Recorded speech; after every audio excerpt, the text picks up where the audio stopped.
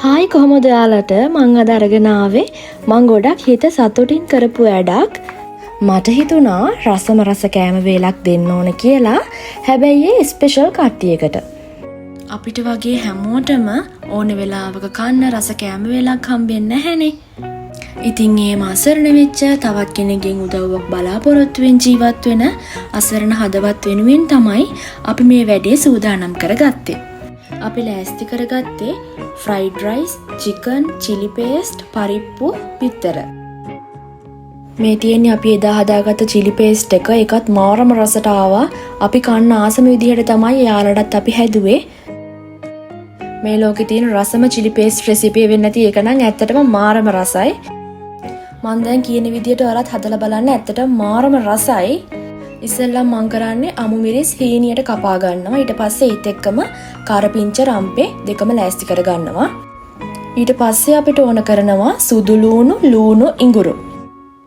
සුදු ලූණුයි ඉඟුරුයි ඕගොල්ලෝ තලා ගන්න ලූණු කෑලියට කපා ගන්න පොඩියට.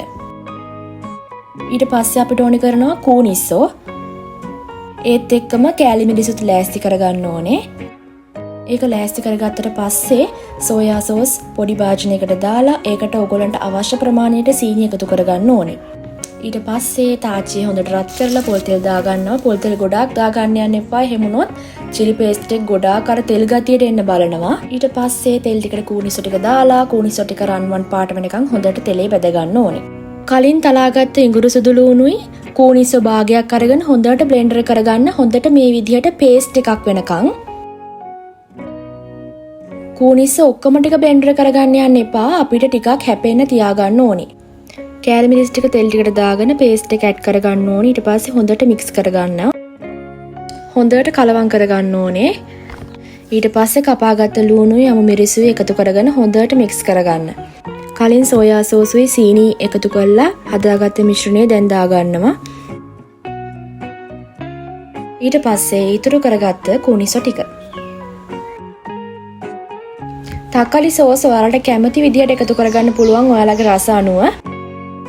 ඊට පස්සේ ගොඩාක් රසට හදාගත්ත චිකන් එක. ඒකත් ඇත්තට මාරම රස රෙසිපි එකක්. චිකන් වලට කහ ගම්බිරිස් ලුණු දාගන්නවා.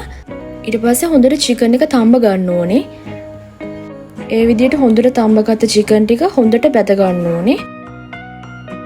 භාජනයකට සෝයා සෝස්, තක්කාලි සෝස්, කලින් හදාගත්ත chili paste එකට mix කරලා වතුර පොඩ්ඩක් දාගන්න ඕනේ. ඊට පස්සේ හොඳට මේ විදිහට ඔක්කොම ටික mix කරගන්න ඕනේ. වතුර මදි නම් පොඩ්ඩක් දාගන්න. ඊට පස්සේ ආයෙමත් හොඳට mix කරගෙන ලිපේ තියාගන්න ඕනේ. මේ ටිකේ වතුර ටික හොඳට හිඳෙනකන්. මේ ගානට වගේ හිඳුනහම මම ලිප ඔෆ් කරගත්තා. ඊට පස්සේ fried rice එක තමයි හදාගත්තේ. හොඳට තෙල් රත් වෙනකන් තියලා සුදු ලූණු, කරපිංච, රම්පේ, කුරුඳු, එළවලු මේ ඔක්කොම ටික එකතු කරගත්තා.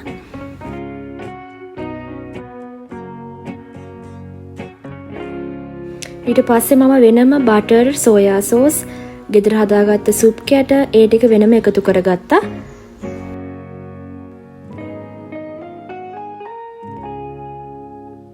ඇත්තටම මෙහෙම හැදුවම ගොඩක් රසයි. මොකද එතකොට බටරුත් හොඳට කලවම් වෙන හින්දා. ඉතින් මම ඒ අතරේ පරිප්පුත් ඉක්මනට හදාගත්තා. ඉතින් හැම කෑමක්ම ගොඩාක් රසට ඇවිල්ලා තිබ්බා. ගොඩාක් සතුටුයි මේ වගේ අසරණ හදවත් වෙනුවෙන් උදව් කරන්න ලැබිච්ච එකට.